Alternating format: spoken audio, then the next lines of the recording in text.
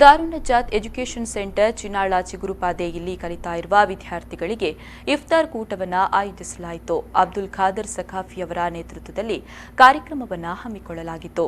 ವಿವಿಧ ಸಂಘಟನೆಗಳ ಹಾಗೂ ಉದಾರ ದಾನಿಗಳ ಸಹಾಯದಿಂದಾಗಿ ಈ ಇಫ್ತಾರ್ ಕೂಟವನ್ನು ಹಮ್ಮಿಕೊಳ್ಳಲಾಗಿದೆ.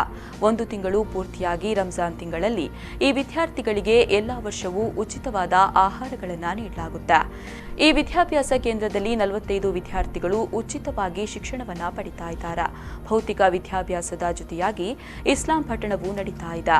ಉಪವಾಸ ವ್ರತ ಆಚರಿಸಲು ಮುಂಜಾನೆ ವೇಳೆಯ ಆಹಾರವನ್ನು ಕೂಡ ಇಲ್ಲಿ ಉಚಿತವಾಗಿ ನೀಡಿ ವಿದ್ಯಾಭ್ಯಾಸಕ್ಕೆ ಪ್ರೋತ್ಸಾಹವನ್ನು ನೀಡಲಾಗ್ತಾ ಇದೆ.